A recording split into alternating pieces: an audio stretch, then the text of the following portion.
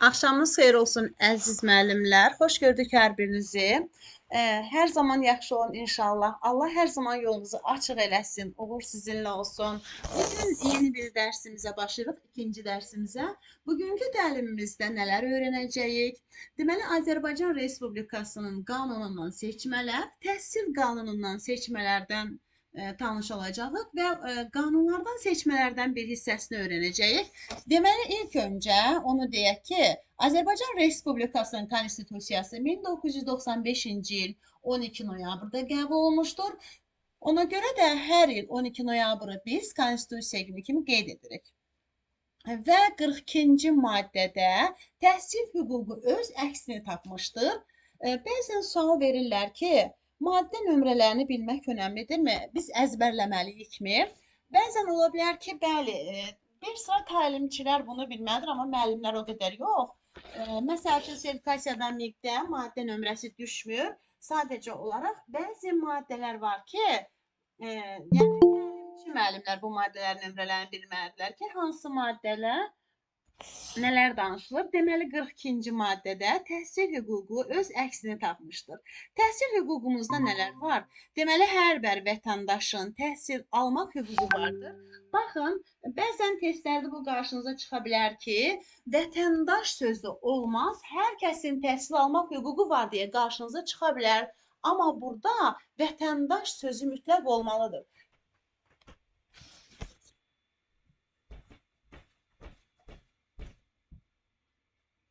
Əgər Azərbaycanın vətəndaşı deyilsə, vətəndaşlığı qəbul etməyibsə, bizim təhsil hüququmuz deyil, demir ki, onların hüququ var. Deməli, hər bir vətəndaşın təhsil almaq hüququ vardır. Deməli, dövlət pulsuz icbari ümumorta təhsil almaq hüququ verir. Yəni, bu da var təhsil hüququmuzda. Yəni, təhsil müəssisəsinə dövlət tərəfindən nəzarət var. Bu da təhsil hüququmuzda var və maddi vəziyyətindən asılı olmayaraq hər kəsə yəni o istedadlı şəxslərin təhsil almasına dövlət zəmanət verir. Yəni ola bilsin ki, gücü çatmır, şəhid ailəsidir, qazi ailəsidir. Yəni bunlara dövlətimiz zəmanət verir və dövlətin ümumi təhsil standartları müəyyən etmişdir ki, yəni biz hər kəsdən maksimal tələb edə bilmərik. 11-ci sinifi bitirən şagirddən biz mütləq sən riyaziyyatçı olacaqsan deyə tələbimiz ola bilməz. Yəni riyaziyyatdan minimal bacarıqları olmalıdır. Tarixdən də eləcə də onun kimi, kimyadan da onun kimi. Yəni hər biri minimal standartlara cavab verməlidir.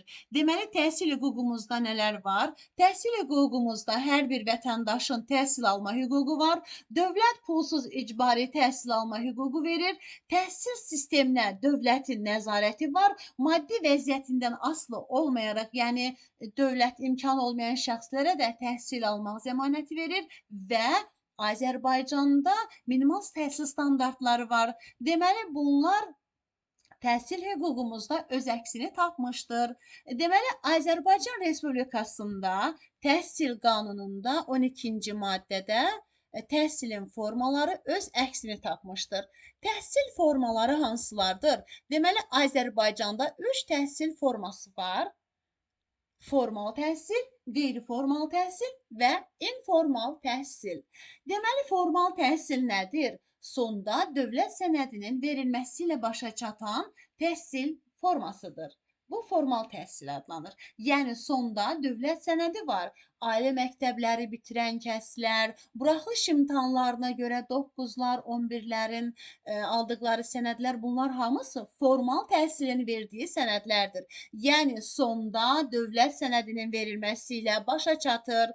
Yeganə təhsil forması formal təhsildir ki, ona dövlət nəzarəti var. Bəs formal təhsilin keçirilmə qaydalarına kim nəzarət edir? Formal təhsilin keçirilmə qaydalarına müvafiq icra hakimiyyəti orqanları nəzarət edir. Bəzən bunu elə bilirlər ki, icra başçısı, icra hakimiyyəti bilirlər rayonlarda. Onlar deyil bu. Xeyr. Deməli, təhsil sektorları təhsil regionalları, regional təhsil idarələri, müvafiq icra hakimiyyəti orqanı deyəndə onlar nəzərdə tutulur. Səhv salmayaq. Yəni icranı yerinə yetirir, təhsillə bağlı icranı yerinə yetirən bu nəzərdə tutulur. Yəni müvafiq icra hakimiyyəti orqanları dedikdə təhsil sektorları və regional təhsil idarələri nəzərdə tutulur. Deməli, formal təhsilin keçirilmə qaydalarına icra hakimiyyəti orqanlarına nəzarət edir. Növbəti isə qeyri-formal təhsildir. Qeyri-formal isə dərnəklərdə, məşğələlərdə alınan təhsildir ki, yəni bunun sonunda verilən sənəd dövlət nəzarətində deyil. Yəni biri dərnəyə yazılır, biri məşğələ yazılır, özəl kurslara gedirlər, sonunda sertifikat alırlar. Yəni bu dövlət nişanlı deyil. Dövlət lisenziyası yoxdur, dərnəkdir, təlimçi hazırlayırlar. Yəni lisenziyası olmayan deyək bir bunlar deyək ki, bunlar qeyri-formaldılar. Yəni dövlət nəzarəti olmayan, yəni dövlət sertifikatı verilməyən, dövlətin qəbul etdiyi sənəd verilmirsə, bu təhsil forması qeyri-formaldır. İnformal isə özü təhsil yolu ilə əldə olunan təhsil formasıdır. Yəni burada ya dövlət sənədi alınır, ya məşğələlərdə olunur, özünü təkmilləşdirir, özünü təhsil yolu ilə alınan təhsil forması informaldır. Özü üçün, özü-özünə hazırlaşır. 3 təhsil forması oldu. Formal təhsil, qeyri-formal təhsil, informal təhsil. Deməli, 12-ci maddədə bunlar öz əksini tapmışdır. 13-cü maddədə isə təhsil alma formaları öz əksini tapmışdır. Əziz müəllimlər, təhsil alma nədir? Yəni təhsil alma ilə necə bağlıdır? Təhsil forması.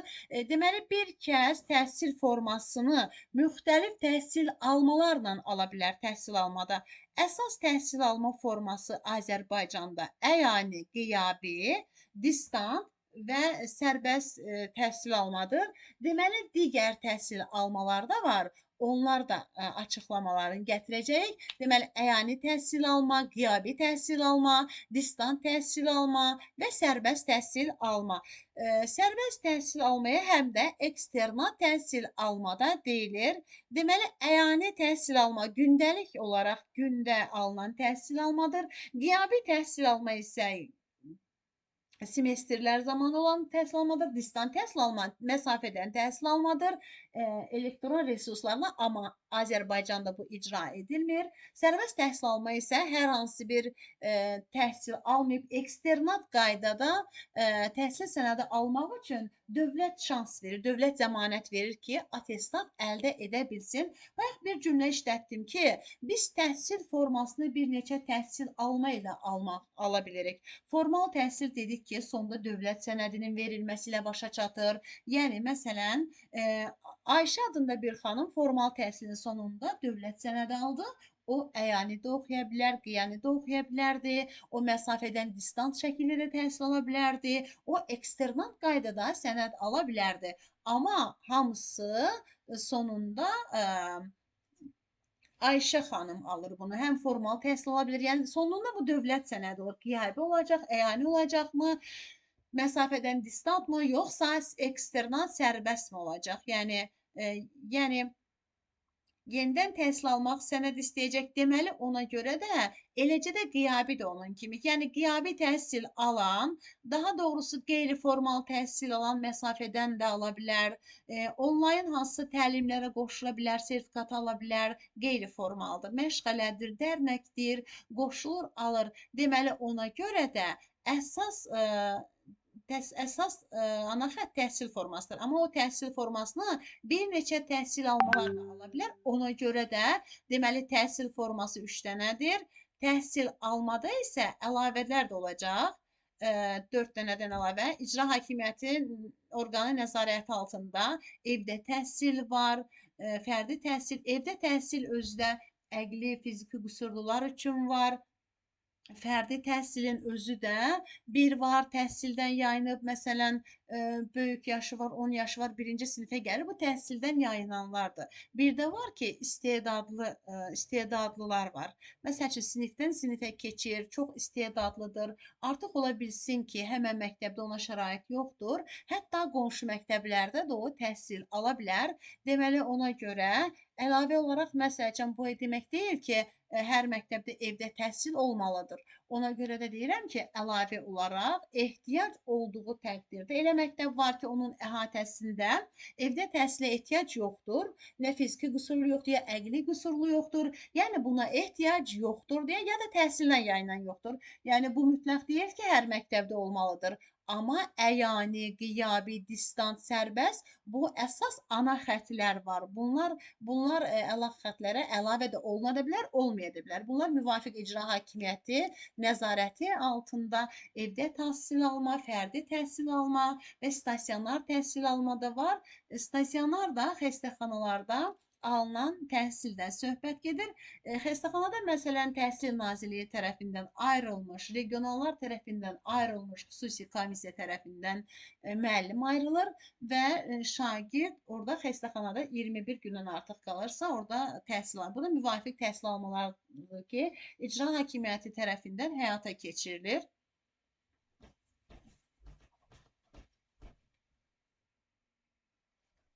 Deməli, əziz müəllimlər, biraz belə baxanda qarışıqlıq ola bilər, amma heç qarışdırılacaq bir şey yoxdur. Məsəl üçün, biz təhsil alma forması ilə təhsil formasını qarışdırmamalıyıq.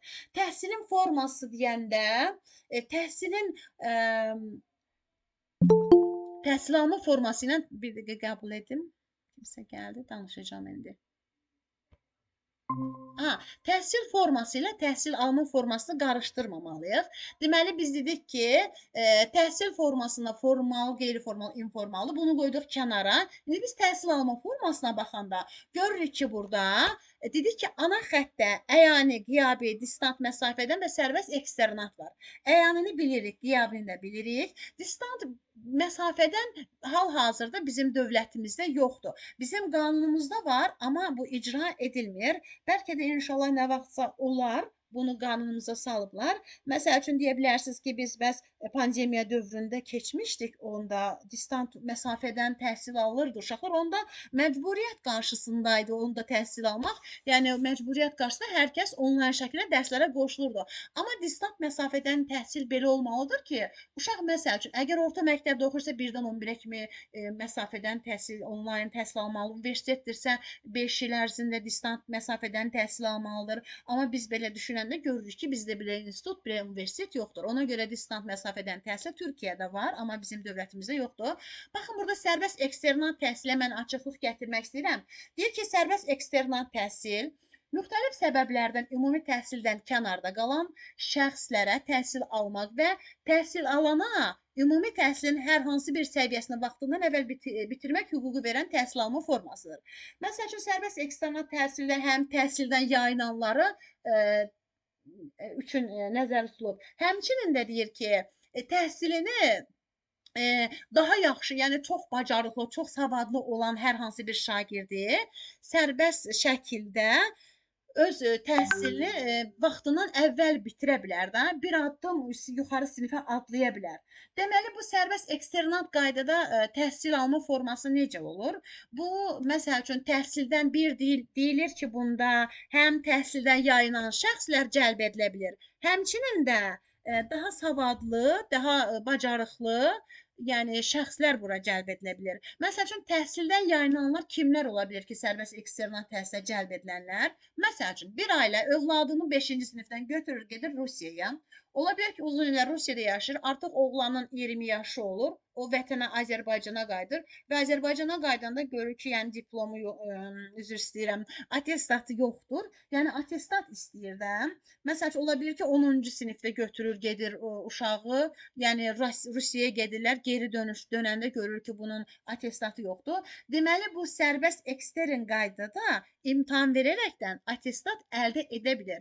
İstəyərlərsə 9 illik attestat, istəyirsə tam orta təhsil haqqında attestat. Məsəl üçün, ilk öncə özü yaşadığı regional təhsil idarəsinə müraciət edir. Sonra ora qeydiyyatda düşür. Qeydiyyata düşdükdən sonra deməli sərbəst ekstern qaydada imtahan verməlidir ki, oradan attestat ala bilsin də. Deməli sərbəst ekstern qaydada adından da məlumdur ki, sərbəst şəkildə o özü istəyir hansısa kursa gedir, yoxsa istəyir ki, müəllim yanına gedir, harda istəyirsə, istəyirsə evində oturur, hazırlaşır. Yəni sərbəst ekstern qaydada imtahan verərək o attestatını əldə edə bilir.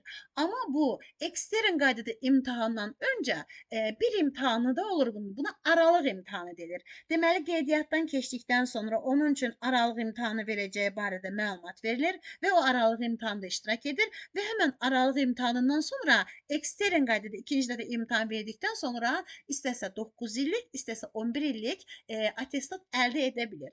Əziz müəllimlər, mənim vurğuladığım bu cümləyə diqqətlə fikir verin. Sonraki biz fərdi təhsildə də bununla rastlaşacağıq. Deyəcəm nə deyirdim. İndi bunu deyirəm ki, sərbəst ekstern qaydada təhsil alma formasında həm təhsildən yayınanlardır, həm də burada ümumi təhsili hər hansı bir səviyyəsini vaxtından əvvəl bitirmək hüququ verilir. Deməli, biz dedik ki, təhsil alma formalarında əyani, qiyabi, distant, məsafədən sərbəst eksternatdır. Bunlar ana xətti, bunlar mütləq ki var.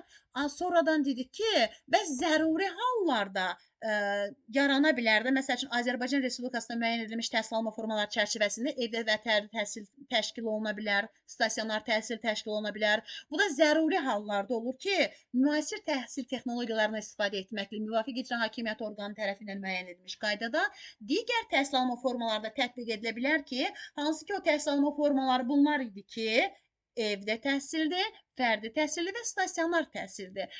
Deməli, nəyə görə bunlar əlavə olaraq o ana xəttə qatılmır? Məsəl üçün, mən hansısa bir kənddə yaşayıramsa, bəlkə o kənd məktəbində evdə təhsilə cəlb ediləcək uşaq yoxdur. Fərdi təhsilə də yoxdur, stasionar da yoxdur. Yoxdur da. Amma olarsa da, zəruri hallarda olarsa, mütləq şəkildə bu cür təhsil alma forması da var. Məsəl üçün, bəzən evdə təhsillə fərdi təhsili qarışdırır bəzi müəllimlər. Evdə təhsil, bəli, deyir ki, evdə bir uşağa dərs keçirirsə, o uşaq evdə bir dənədirsə, təkdirsə, ona fərdi deyirlər. Yəni, bu fərdi təhsil demək deyil, evdə təhsildir. Evdə təhsilə də kimlər cəlb edilə bilir? Ola bilir ki, hər hansı bir qüsuru olan uşaqlardır ki, onlar evdə təhsilin təşkili qaydası olur ki, yəni hər kəsi də ora məsəl üçün, ola bilir ki, hansısa valideyn desə ki, məktəbə gəlib desə ki, ay direktor, bəs mənim övladım belə fiziki qüsurludur, nəsə qüsuru var, o məktəbə gələ bilmir, ona mən məktəbə qoymaq istəyirəm, ya direktor, ya valideyn istəyilə olmur bu. Olmur da bu. Mütləq şəkildə həmən uşağın evdə təhsilin təşkil edilməsi üçün tibbi pedaqoji komissiyanın rəyi lazımdır ki, o uşaq o komissiyalardan keçsin ki, həqiqətən də bu uşaq hər hansı bir qüsuru var və bu evdə təhsil almalıdır. Ondan sonra öz məktəbindən, yaxın məktəbindən müəllim təşkil olunur, cədvəl tərtib edilir və ibtidaidirsə, ibtidaiyə kimi bir müəllim ona gələ bilir, dərs keçə bilir. Amma 5-ci sinifə keçdikdən sonra, ibtidaidən sonra bütün fənn müəllimləri hər növbə ilə, ardıcıllıqla, cədvəllə ona gəlib evdə dərs keçirlər. Məsəl üçün, hər hansı bir müsahibələrdə bu evdə təhsilin təşkili qaydasından danışanda xəstə uşaqlar demək olmaz bunlara heç cürə. Məsəl üçün, hər hansı bir qüsur, sağlamlıq imkanları məhdud uşaqlar deyilə bilər. Yəni, irad tutula bilər ki, yəni bu uşaqlar xəstə uşaq demək olmaz. Yəni, tibbi pedaqoji komissiyanın rəyindən sonra da evdə təhsilin təşkili qaydası olur və ondan sonra da evdə təhsilin təşkili üçün, yəni həmən uşağa evdə təhsil keçir, evdə dərs keçilir. Bir də ki, baxın, burada fərdi təhsil var idi. Fərdi təhsildə də deyilir ki, təhsildən yayınanlar. Məsəl üçün, mən sizə bayaq onu deyirdim. Deyir ki, sərbəst təhsildə də təhsildən yayınanlardır. Fərdi təhsildə də təhsildən yayınanlardır. Deməli, baxın, burada biz dedik ki, sərbəst eksternat təhsil alma formasında təhsildən yayınanlar Fərqi yoxdur. Yəni ola bilər ki, ailə problemi ilə uşaq təhsildən yayınır. Hər hansı bir problem yaranır, təhsildən yayınır. 10-cu və yaxud 11-ci sinifə kimi, 9-a kimi uşaq çatmır. Müəyyən zamanda bu attestat almaq istəyir, onda sərbəst ekstern qaydada imtahan verərəkdən attestat əldə edir. Baxın, bu təhsildən yayınandır da, bu attestat ala bilər. Bir də dedik ki, hansı ki daha bacarıqlıdır, savadlıdır, onun təhsil alana ümumi təhsil hər hansı bir səviyyəsini vaxtından əvvəl bitirmək hüququ verilir. Bu sərbəst ekstern qaydadaydı. Amma indi biz baxaq fərdi təhsilə. Fərdi təhsildə də deyir ki, bu da təhsildən yayınanlardır. Amma indi biz diqqət yetirək görək. Fərdi təhsildə təhsildən yayınan necə idi? Məsəl üçün ola bilər ki, yenə də deyirəm, uşaq təhsildən yayınır, ola bilər xarici dövlətə gedir, harasa da gedir. Artıq bu uşağın təhsildən yayınıb da məktəbə gəlmək istəyir. İndiki valideyn bir vaxt uşağın 8 yaşı olanda gətirir ki, dövlətə gəlib Azərbaycana məktəbə qoymaq istəyir. Onda bu 8 yaşı bitən uşağı deməli götürürlər fərdi təhsilə. Bu fərdi təhsilə cəlb edilir. Fərdi təhsil alma formasına cəlb edilir bu uşaq. Amma ki, mütləq şəkildə 8 yaşı olmalıdır. 8 yaşından aşağı olmamalıdır. Deməli, bu fərdi təhsilə cəlb edildikdən sonra düz 8-ci sinifə kimi oxuya bilir fərdi təhsildə. Yenə 8-ci sinifdə oxuduqdan sonra deyəcəksiniz ki, bəs bu attestat alması necə ola bilirdi? Deməli, bu həmən fərdi təhsilə cəlb edilən uşaqda artıq bu ekstern qaydada imtahan verərəkdən 9 illik attestatını əldə edə bilər bu da. Deməli, necə oldu? Fərdi sərbəst təhsildə attestat üçün təhsildən yayınanlar imtahan verirdilər. Amma fərdi təhsildə isə orta məktəbdə oxuyur, 8 yaşından gəlir, 8-ci sinifə kimi oxuya bilər. Bir də var idi ki, bu fərdi təhsildə də var idi ki, bir var təhsildən yayınlanır, bir də var idi ki, bir dəqiqə. Yox, hələ bitirməmişəm ana dərsimi.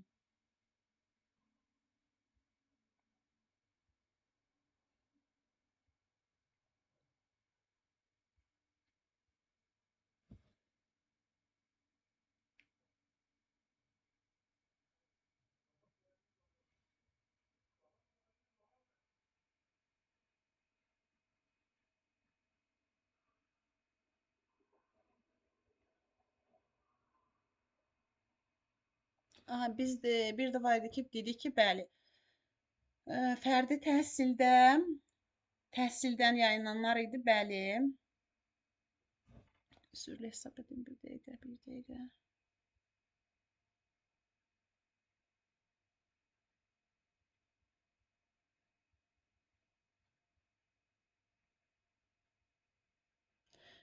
Deməli, mən dərsə qoşulanlar, müəllimlər elə ola bilər ki, yeni qoşulan ola bilər. Ola bilər ki, bəlkə də indi qoşulanlarınızın arasında bəlkə də 10 dəfə bu təhsil qanununu oxuyanınız ola bilər. Yəni insanlar fərqli-fərqli ola bilər. Çoxdandan hazırlaşan müəllimlər ola bilər. Bəziləriniz üçün təkrar ola bilər.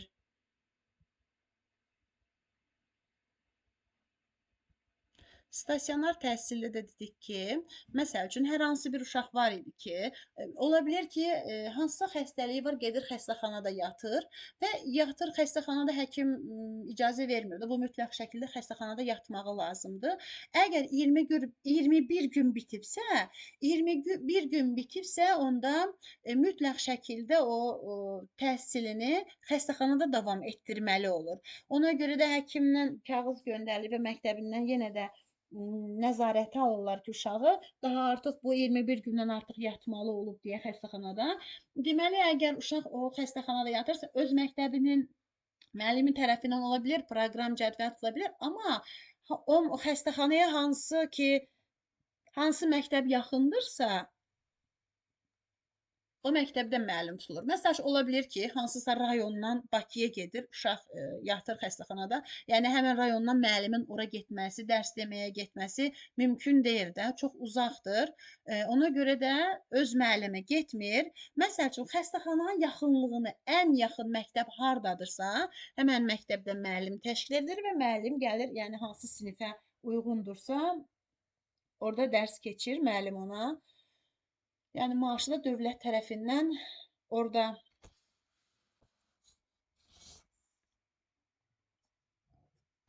maaş verir ona.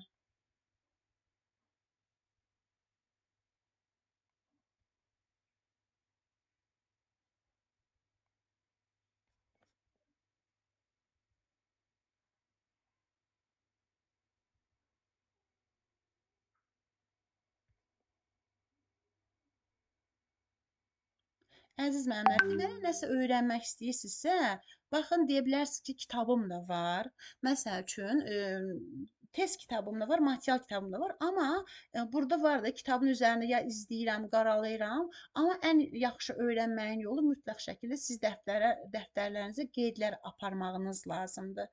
Yəni ona görə ki, siz qeyd apardığınız zaman göz yaddaşı deyilən bir şey var. Göz yaddaşından daha yaxşı yadda saxlaya bilirsiniz. Ona görə də mütləq şəkildə qeyd aparmalısınız. Baxın, ən əsası da təhsilin pillələri və səviyyələrini, təhsil formalarını, təhsil alma formalarını. İndi ola bilər də, məsəl üçün yeni hazırlaşan, bax oxuyan müəllimlərə bəlkə də qarışıq gələ bilər, amma müəyyən zaman ərzində siz əgər o qeydlər apararaqdan yazırsınızsa, öyrənirsinizsə, müəyyən zaman ərzində o sizin beyninizə oturasıdır, yerləşəsidir. Yəni ilk başdan olur da. Deməli baxın, məsəl üçün siz dərsə qoşulursunuz, səs dinləyirsiniz, səs dinlədikdən sonra kitabdan oxuyursunuz, kitabdan oxuduqdan sonra özünüz üçün qeydlər aparırsınız. Baxın bir dəqiqə ardıcıllığa, sonra testlər işləyirsiniz, test işləyəndən sonra sual-cavaba qoşulursunuz. Yəni mümkün deyil ki, burada siz nəsə öyrənməyə biləsiniz. Yəni bu ardıcıllıq mütləq olmalıdır. Yoxsa siz səsi dinlədiniz, heç nə, sonra kitabdan oxumadınız, test işləmədiniz, onda olmur da, yarı-yarımçıq olur. Elə müəllimlər də var ki, materialı oxumurlar, yerdə göydə test axtarırlar, bircə test işləsinlər. Testi sən oxumadığın şeyi necə işləyə bilərsən? Məsəl üçün bir insan heç ömründə maşın sürə bilmir, bacarmır, oturur ki, maşın sürsün. Nətər sürəsi bilmir axı maşın sürməyin. Yəni test işləmək deyil.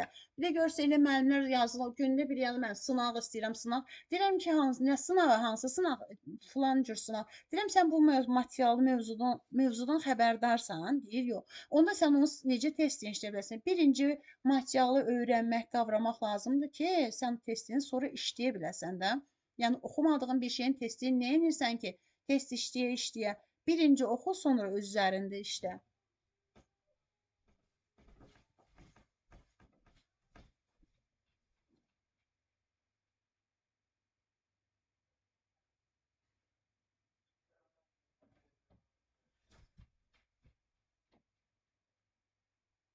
Deməli, biz indi təhsil pillələri və təhsil səviyyələrindən danışacağıq. Deməli, hansı təhsil pillələri var? Birinci məktəbə qədər təhsil pilləsi var. Məktəbə qədər bağçalar nəzərdə tutulur. Baxın, bu Azərbaycan təhsilinin birinci pilləsidir. Deməli, ikinci ümumi təhsil pilləsi. Ümumi təhsil pilləsi özü 4 səviyyəyə ayrılır. Məktəbə hazırlıq, ibtidai və ümumi orta, tam orta. Deməli, ümumi təhsil pilləsi 4 səviyyəyə ayrılır. Məktəbə hazırlıq, ibtidai, ümumi orta, tam orta. Deməli, birinci məktəbə hazırlıq olacaq. Bu da 5 yaşlılar nəzərdə tutulur. Yəni, 5 yaşlılar bildiyimiz kimi ümumi təhsilin ən aşağı səviyyəsidir. Deməli, sonra gəlir ibtidai. İbtidai isə 1-dən 4-ə qədər olanlardır. Yəni, 1-ci sinifdən 4-cü sinifə qədər olanlar ibtidailərdir. Və 5-ci sinifdən 9-cu sinif olanlar isə ümumi ortadır və 10-11-cilər isə tam orta təhsil adlanır. Deməli, baxın, bunlar səviyyələrdir. Ümumi təhsil pillənin adıdır. Ümumi təhsil pillədir, amma səviyyələr isə 4 səviyyədir. Məktəbə hazırlıq, ibtidai, ümumi orta, tam orta. Məktəbə hazırlıq 5 yaşlı ibtidailər 1-dən 4-ə, ümumi orta 5-dən 9-a qədər olanlar, tam orta isə 10-11-ci siniflərdir. Bu ümumi təhsil pilləsidir. Sonra gəlir orta ixtisas. Deməli, orta ixtisas, burada texnikumlarımız gedir, kolleclərimiz gedir. Yəni, bunun səviyyəsi yoxdur. Yalnız pillədən ibarətdir. Növbəti pilləmiz isə peşə təhsili olacaq. Peşə təhsili də yenə pillə adıdır. Peşə təhsilinin özü də 3 səviyyəyə ayrılır. İlk peşə, texniki peşə və yüksək peşə. Deməli, peşə təhsili 3 səviyyəyə ayrılırdı. İlk peşə, texniki peşə və yüksək peşə. Deməli, ilk peşə, peşənin birinci səviyyəsidir. Peşənin sirlərini öyrənir. Texniki peşə, daha doğrusu, peşə haqqında ilkin biliklərə sahib olur. Texniki peşə onu bacarığa çevirir, texnikasını öyrədir. Yüksək peşə isə Artıq ən yüksək peşəni bitirənlər isə ali məktəblərə də gedə bilirlər. Deməli, peşə ixtisası, yəni ilk peşə texniki peşə və yüksək peşə isə səviyyələrdir. Deməli, Azərbaycan təhsilinin ən yüksək pilləsi ali təhsildir. Deməli, ali təhsilin ən yüksək pilləmiz var. Ali təhsilin özü də 3 səviyyəyə ayrılır. Bakalavr, magistratura və doktorantura. Deməli, ali təhsilin ən yüksək pilləmizdir. Səviyyələri hansılar oldu? Bakalavr, magistratura və doktorantura. Və doktoranturaya bərabər adjunktura var. Hərbi təhsilin ən yüksək səviyyəsidir. Deməli, bakalavr, magistratura, doktorantura və ya adjunktura. Deməli, sual versələr ki, Azərbaycan təhsilinin ən aşağı pilləsi hansıdır? Məktəbə qədər. Azərbaycan təhsilinin ən yüksək pilləsi hansıdır? Ali təhsil deyə bilərsiniz. Ümumi təhsil pilləsi hansı pillədir? Məktəbdən söhbət gedir ümumi təhsildə. Ümumi təhsilin birinci səviyyəsi məktəbə hazırlıqdır. İkinci səviyyəsi ibtidai, üçüncü səviyyəsi ümumi orta, dördüncü səviyyəsi isə tam ortadır.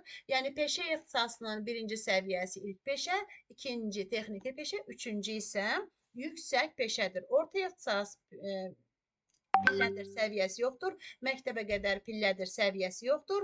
Ali təhsil ən yüksəkdir. Ali təhsil deməli bakalavr, magistratura, doktorantura və adjunkturadır. Biz deyirik ki, diqqət yetirsək bunları bizim pillələrimizin sayına diqqət yetirsək, baxın burada deməli var məktəbə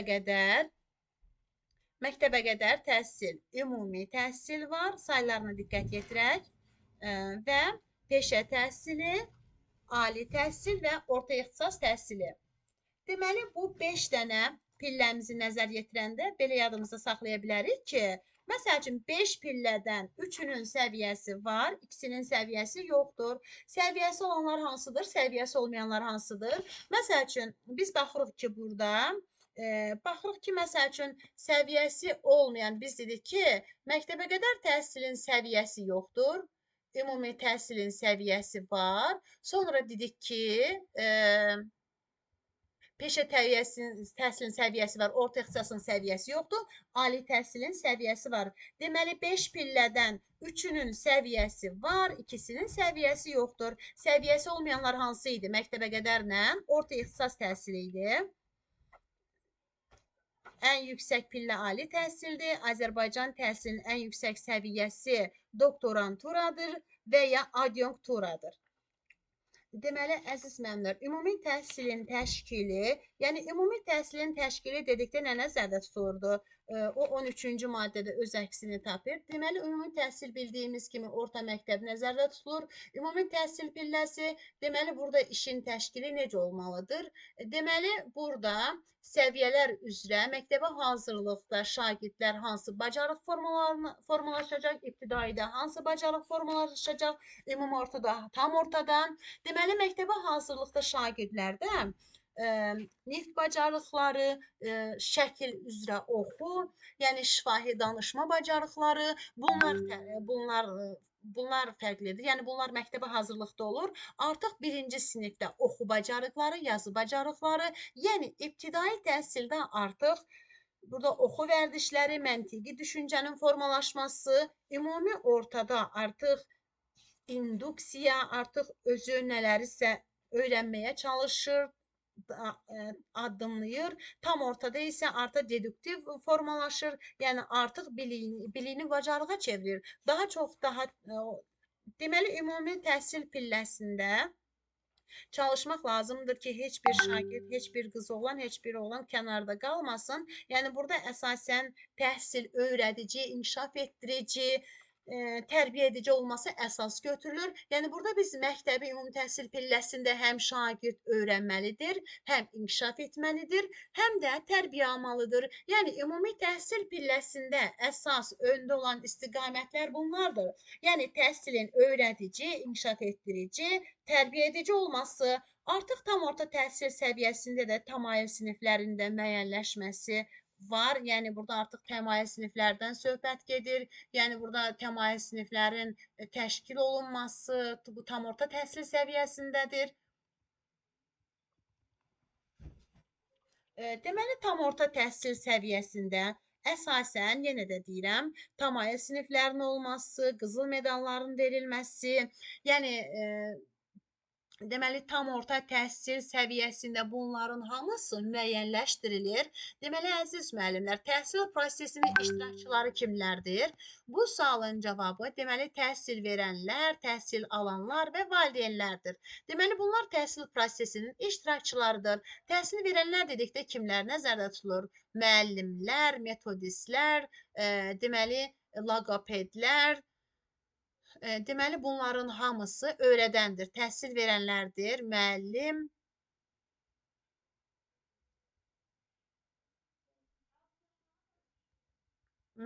öyrədən, metodist, loqoped, pedaqoqlar, bunların hamısı, loqopedlər hamısı təhsil verənlərdir. Bəs təhsil alanlar kimlərdir? Şagirdlər, tələbələr, müdavimlər, magistrantlar, doktorantlar, bunların hamısı təhsil alanlar hesab olunurlar. Valideynlər də təhsil prosesinin iştirakçılarıdır. Çünki əlbəttə ki, valideynlərlə işbirliyi var.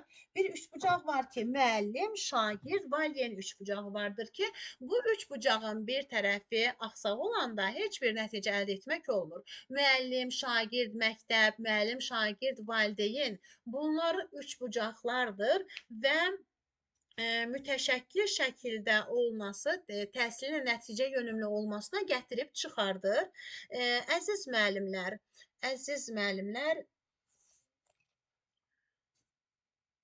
deməli, sizə indi təhsil və təlim sözlərinin fərqini deyəcəyəm. Mən düzdür, bu imtahanlarda o qədər də bəzən düşər, bəzən düşməz.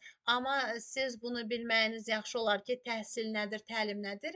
Bəzən deyirlər ki, biz təhsil götürək, yoxsa təlim götürək. Yəni, bunu sadə dildə belə deyə bilərik ki, təhsil daha böyük anlayışdır. Təlim isə xırda anlayışdır. Yəni, mən hal-hazırda sizə təlim keçirəm. Bizim gündəlik olaraq şagirdlərə məktəbdə keçdiyimiz təlimlərdir. Amma nə zaman təhsil olur? Buraxılış imtahanlarında, monitorinq imtahanlarında, yəni müəllimlərin sertifikasiya imtahanlarını artıq təhsilimiz hansı səviyyədədir, necədir bizim? Təhsil verənlər hansı səviyyədədir? Deməli, buna görə də təlim xırda anlayışdır. Təhsil isə ölkə səviyyəsində ümumi təhsil pilləsi üzrə olan bir səviyyədir. Deməli, ona görə də təlimin sonunda təhsil olacaq. Təlim alır, sonda təhsil gerçəkləşir. Ali məktəbə daxil olan bir gəncə təlimlər keçir, sonda isə ali təhsilli bir mütəxəssis olur. Deməli, ona görə də təhsil nədir? Təlimin son nəticəsidir. Yəni, son nəticəsi adlanar təhsil. Ona görə də fən kurikulumu var, bir də var milli kurikulum var, əziz müəllimlər. Deməli, fən kurikulumu bir fənni əhatə edir. Azərbaycan dili müəllimi Azərbaycan dili kurikulumu gerçəkləşdirir. Riyaziyyat müəllimi riyaziyyat kurikulumunu gerçəkləşdirir.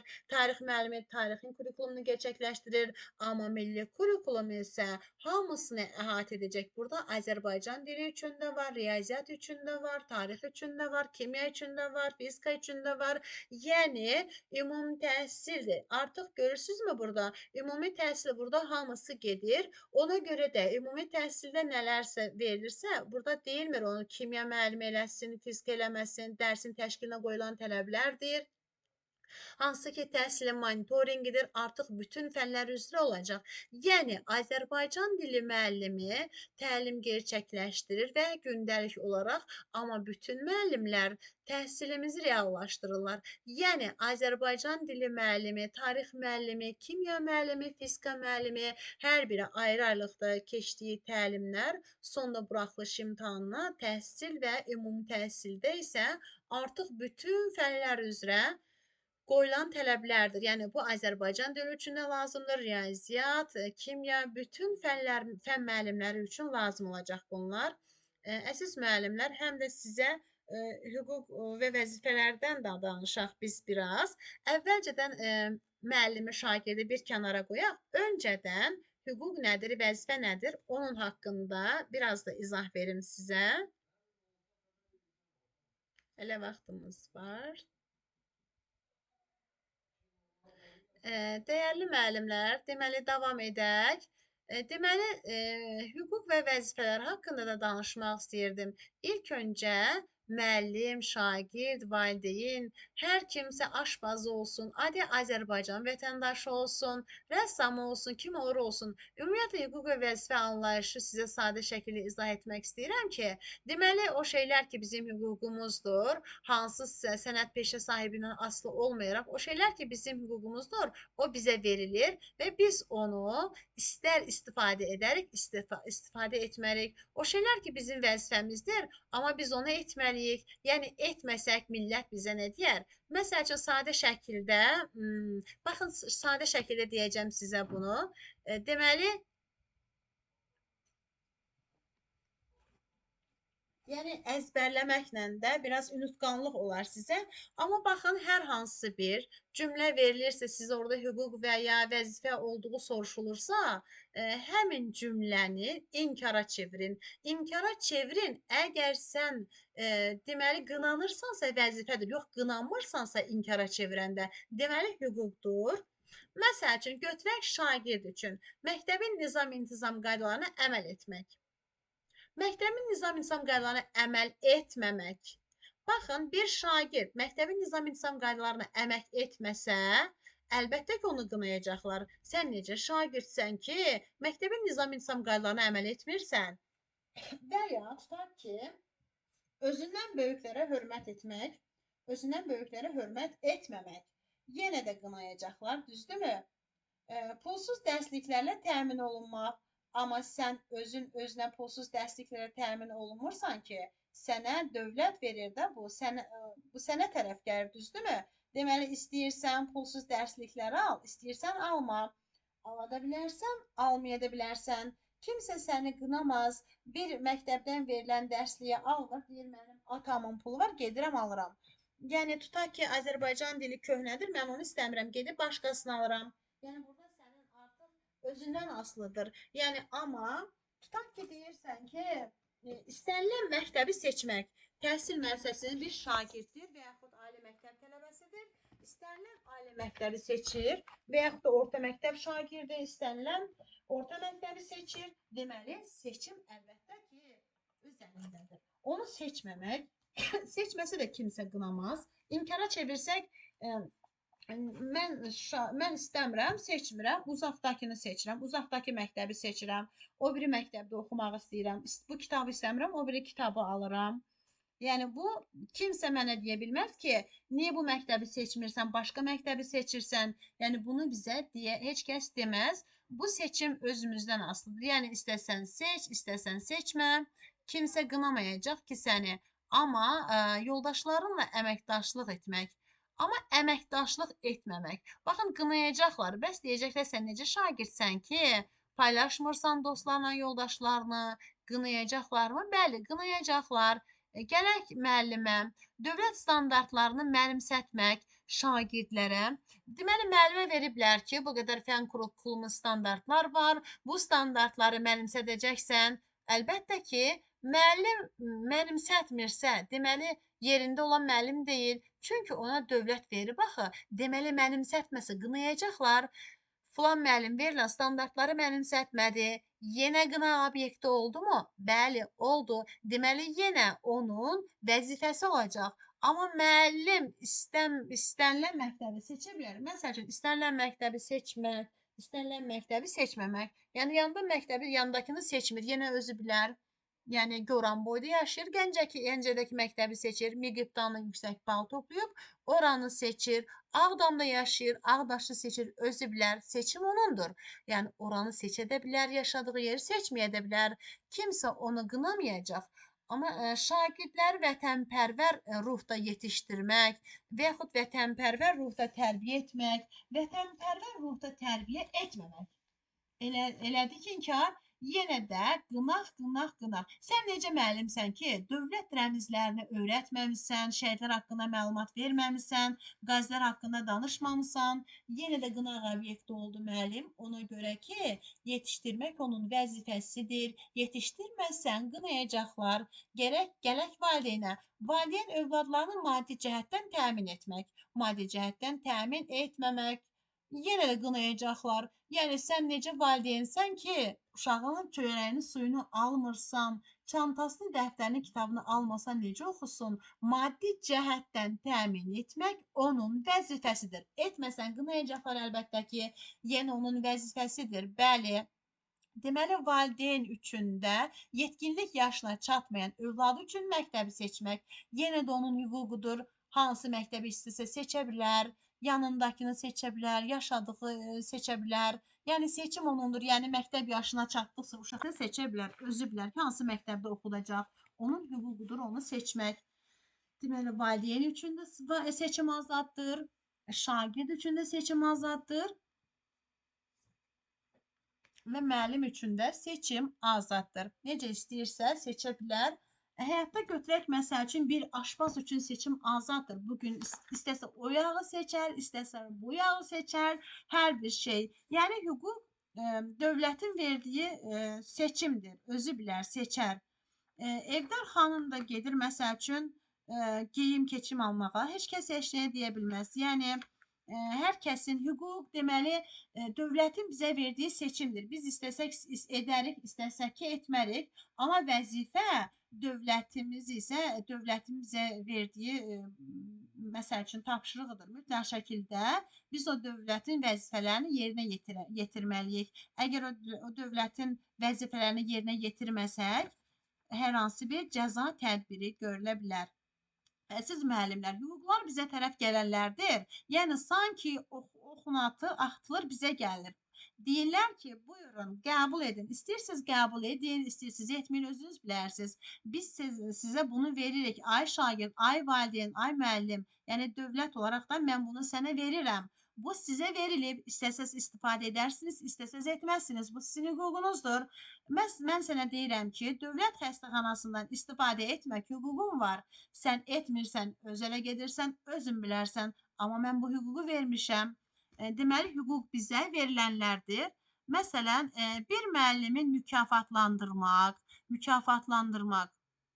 Baxın, bir vaat mükafatlandırmaq, bir mükafatlandırmaq. Mükafatlandırmaq direktorun vəzifəsidir. Mükafatlandırmasa deyəcək ki, bu müəllim yaxşı işləmir. Amma mükafatlandırılmaq bir müəllimin hüququdur. Özünü mükafatlandırmayacaq ki, deməli onu da kimsə mükafatlandıracaq, ona tərəf gəlir. Özünün edə biləcəyi, etməli olduğu, etməsə qınandığı onun vəzifələridir. Amma ona verilənlər isə onu mən sənə verirəm, al. İstəyirsən al, istəyirsən alma, özün bilərsən. Amma mən sənə verirəm bunu. İstəyirsən bu məktəbi seç, istəyirsən digər məktəbi seç. Amma buranı seçə bilərsən, buranı sənə verə bilirəm dövlət olaraq, rəhbərlik olaraq. Deməli, əziz müəllimlər, hüquqlar bizə tərəf gələnlər, vəzifələr isə bizdən çıxanlardır. Boynumuzun borcudur.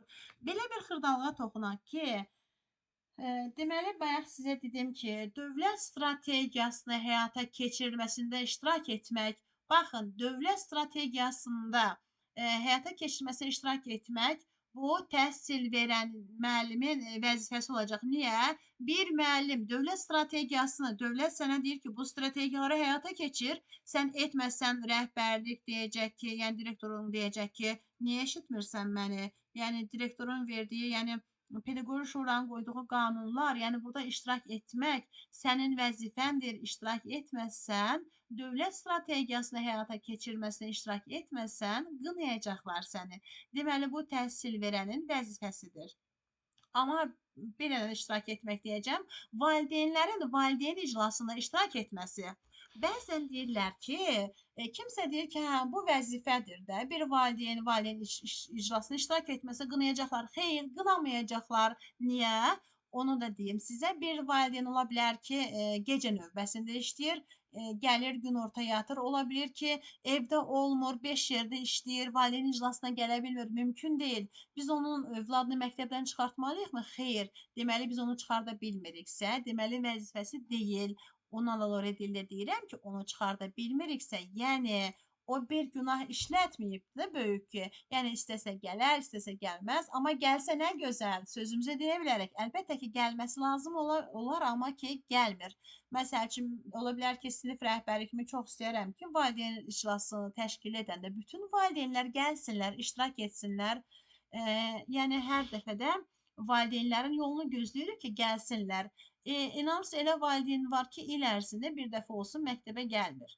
Yəni eləsi də var ki, hər iclasda gəlir. Yəni məktəbdə iclas olanda, iclas keçiriləndə valideynlərin gəlməsi çox yaxşı olar. Uşaqlar da daha diqqətli olarlar. Yəni deyərlər ki, anam valideynim məktəbə gəlir, iştirak edir, mənlə maraqlanır.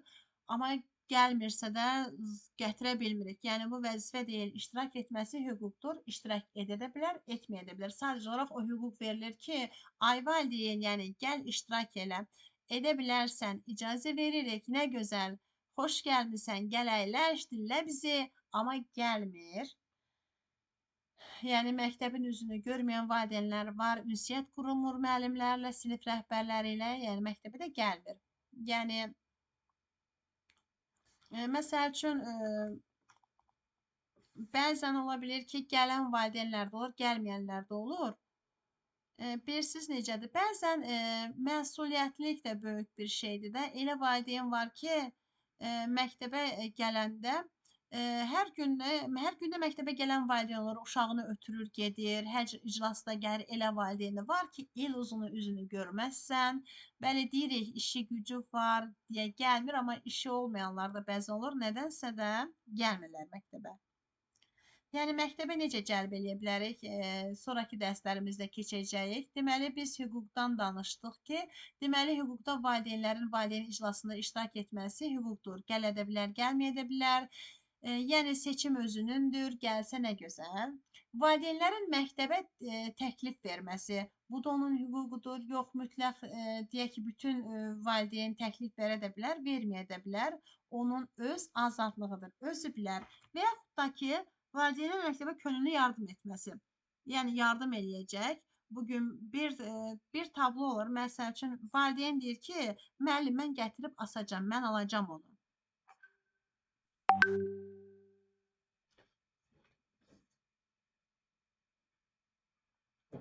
Aha. Yəni deyir ki, övladım üçün sinifinə bunu edərəm. Bu onun hüququdur. Edə də bilər, etməyə də bilər. Yəni biz deyə bilərik ki, niyə filan kəsin atan aldı, niyə filan kəsin atası almadı deyə bilmərik. Vəzifə deyil. Məsəl üçün qapının dəstəyi xarabdırsa, valideyn deyir ki, mən özüm edərəm, mən düzəldərəm deyir. Yəni bu könüllü olaraqdan valideyn sənsə öz övladın oxuyan sinifə yardım etməyindir. Yəni bu sənin hüququndur. İstəsən edərsən, istəsən etməzsən. Ya süfrə alacaqmı, yəni mən özüm alaram deyən valideynlər var, alırlar. Məsəl üçün bütün uşaqların süfrəsini alaram deyirsə, yenə də ala bilər. Amma biz demirik ki, bu mütləqdir. Yəni bu vacibdir, bunu etməlidir deyə belə bir şey yoxdur. Edə də bilər, etməyə də bilər. Yəni bir dipçək də sinifə alıb qoya bilər, yəni qoymaya da bilər. Yəni bu hüquqdur. Yəni biz heç kimi zorla deyə bilmərik ki, bu sənin vəzifəndir deyə. Əziz müəllimlər, deməli bugün sizə hüquqlardan, vəzifələrdən danışdıq.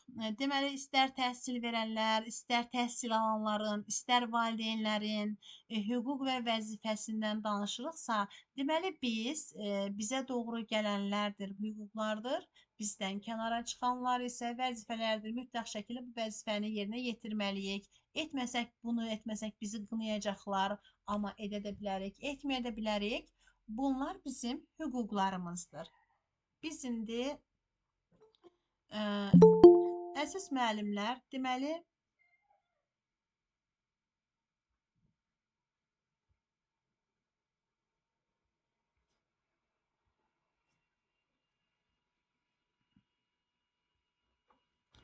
Əziz müəllimlər, deməli, hüquq və vəzifələrdən biraz məlumat verdim sizə, amma hüquq və vəzifələrdən bir-bir ayrıca mən danışmaq üçün bir dərs təşkil edəcəm.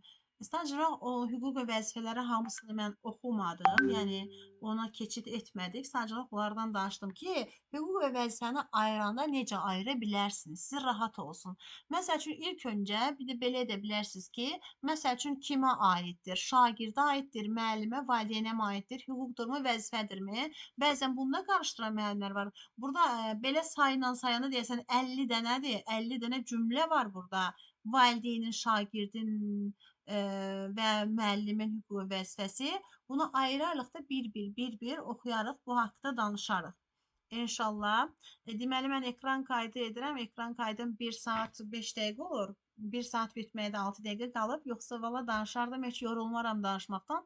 Sadəcə ekran kaydımın bitməsinə az vaxt qalır.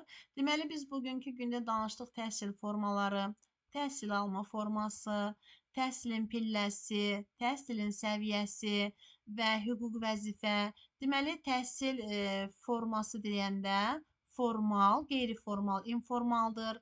3 yerə ayrılırdı: formal, qeyri-formal, informal. Formal təhsil dövlət sənədinin verilməsi ilə başa çatır. İnformal özəl kurslara, dərnəklərə getməklə olan təhsil formasıdır. İnformal isə özü təhsil yolu ilə biliklərə yiyələnməkdir. Məsəl üçün, qonşu uşaq təhsil imtahandan uğur qazanır. Soruşursan ki, ay qızım, ay oğlum, sən hara getmişdin, harada hazırlaşmışdın? Deyir ki, heç yerə getməmişdim, özümü hazırlaşmışdım, evdə oturdum, hazırlaşdım. Özünü təhsil yolu ilə biliklərə yiyələnməkdir. Formal dövlət sənədi ilə verilməsi ilə başa çatır. Qeyri-formal özəl kurslarda getməklə, dərnəklərə getməklə dövlət sənədi verilmir, qeyri-formaldır. İnformal isə özünü təhsil yolu ilə biliklərə yiyələnməkdir. Bu, təhsilin formalarıdır. Formal, qeyri-formal, informal təhsilin formasıdır. Bəzi müəllimlər təhsil forması ilə təhsil alma formalarını qarışdırırlar. Təhsil alma formaları isə bunlar idi: əyani, qiyabi, distant, məsafədən. Bunlar deməli, bu ana xətt sayılır təhsil alma formalarında. Biz dedik ki, digər təhsil alma formaları da var bunların içərisində, amma zəruri hallarda ehtiyac duyularsa, məsəl üçün elə fərdi təhsil var idi, evdə təhsil var idi, stasionar təhsil var idi. Yəni bunlar ehtiyac duyulduğu zaman olurdu ki, elə məktəblərdə, elə rayonlarda, elə kəndlərdə, məsəl üçün, mən öz kəndimdən deyə bilərəm ki, bizim kəndimizdə, məktəbimizdə bir dənə uşaq var, fərdi təhsilə cəlb edilibdir. Ha, olmazsa olmazdı. Cəlb edilmə, o olmayanda olmur. Məsəl üçün, əgər olarsa da mütləq şəkildə buna dövlətimiz, deməli, bugünkü gündə hər cür şərait yaradır. Yəni, biz bugünkü gündə çox gözəl bir dövlətdə yaşayırıq, müstəqil bir dövlətdə yaşayırıq və bizim dövlətimiz övladları üçün, vətəni üçün hər cür şərait yaradır. Bir də var idi, biz burada danışmışdıq, fərdi təhsillə sərbəst təhsili ayırmağını demişdik də sizə. Sərbəst ekstern təhsildə dedik ki, sərbəst ekstern təhsil alma formasında təhsildən yayınanlar idi. Bəli, təhsildən yayınanlar burada gəlirdi attestat almaq üçün. Sərbəst eksternat qaydada attestat alırdı. Təhsildən yayınan idi. Elə deyilmi? Təhsildən yayınan şəxslər. Fərdi təhsildə də deyilirdi təhsildən yayınan. Deməli, ekstern qaydada olan təhsildən yayınanlar attestatı üçün imtahan verirdilər. Amma fərdi təhsildə olanlar isə 8 yaşından fərdi təhsilə cəlb edilirdilər. 8-ci sinifə kimi oxuyurdular və 8-ci sinifdən sonra onlar təhsili davam elətdirə bilmirdilər və onlar attestat almaları üçün onlar da sərbəst şəkildə ekstern qaydada imtahan verərək onlar da onda attestat ala bilirlər. Məsəl üçün, sərbəst ekstern qaydada müxtəlif səbəblərdən təhsildən yayınır, gəlir, dedik ki, aralıq imtahanı verir, sonra sərbəst ekstern qaydada imtahan verir, sonra attestat istəyir 9 illik, istəyir 11 illik attestat əldə edir. Həmçində sərbəst təhsildə bir də var idi ki, təhsildə yüksək, nətər deyim, vaxtından əvvəl bitirənlər idi bir də. bir də vaxtından əvvəl bitirirdi. Həmçinin bir də fərdi təhsilə xüsusi istedada malik uşaqları fərdi təhsilə cəlb edirdilər. Məsəl üçün, ola bilir ki, uşaq çox bacarıqlıdır, qabiliyyətlidir, bir də fərdi təhsilə onları cəlb edirlər. Mən bunu dəfələrlə vurğuladım ki, sizə dəfələrlə təkrar olsun, yadınızdan çıxmasın da. Oxuyun, həmçinin də oxuyun və qeydlər aparın. Amma mütləq şəkildə bunları siz bir dəftər tutub yazın. Siz onu yazdığınız zaman görəcəksiniz ki, onları, məsəl üçün, mən elə material var, hindinin özündə də heç yerə baxmıram, elə orada gördüklərimdir. Bəzən heç göyə havaya baxaraqdan danışıram, yəni heç o yazıya da baxmıram. Yəni elə həqiqətən elə material var ki, mən onu qeydlərə aparmışam. Elə bilirəm ki, gözümün qarşısındadır o yazı, o dəftər. Siz bunu edin, görəcəksiniz nə qədər yaxşı yadda saxladınız. Deməli, sərbəst eksternat təhsil deyəndə həm təhsildən yayınanlar idi, ki, onlar attestat almaq üçün imtahan verəcəklər, həm də təhsil səviyyəsini vaxtından əvvəl bitirənlər idi. Fərdi təhsildə isə necə idi? Fərdi təhsildə də təhsildən yayınanlar idi. Onlar təhsildən yayınanlar, amma 8 yaşından olan uşaqlar 8-ci sinifə oxuyurdular. Həmçinin də fərdi təhsildə də xüsusi istedada malik olan uşaqları təhsilə cəlb edirdilər. Deməli, stasionar təhsili dedik ki, 21 gündən artıq xəstəxanada yatırdısa, xəstəxanada təhsilini davam elətdirirdi. Təhsilin pillələri və səviyyələrində isə təhsilin 5 pilləsi var idi. Məktəbə qədər təhsil, ümumi təhsil, Kənan, susun bir dəqiqə. Sonra peşə təhsili, orta ixtisas təhsili, ali təhsil. Baxın, əziz müəllimlər, deməli 5 pillədən dedik ki, 3-ünün səviyyəsi var idi, 2-sinin səviyyəsi yox idi. Səviyyəsi olmayanlar hansıları idi? Deməli, dedik ki, məktəbə qədər təhsilin səviyyəsi yoxdur. Sonra da bir də var idi ki, orta ixtisasın səviyyəsi yox idi.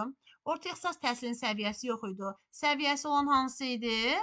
Ümumi təhsil idi, peşə təhsili idi, ali təhsil idi. Deməli, əvvəl bunlardan hər birisindən artıq açıqlamasını verdim, danışdım. İndi mənim vaxtım bitəcək deyə yenidən təkrar edə bilmirəm. Yəni, ekran qaydını mən dayandırmalıyam. Birazdan. İnşallah növbəti dərslərimizdə görüşərik, əziz müəllimlər. Hələlik sağ olun. Gecəniz xeyrə qalsın.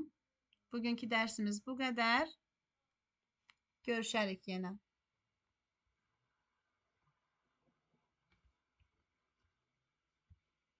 Sağ olun müəllimlər. Bilmirəm sizə nə dərəcədə mən kömək edə bildim, nə dərəcədə anlaşıqlı danışa bildim. Yəni əlimdən gəldiyi qədərilə açıq, aydın şəkildə danışdım. Sağ olun, gecəniz xeyrə qalsın.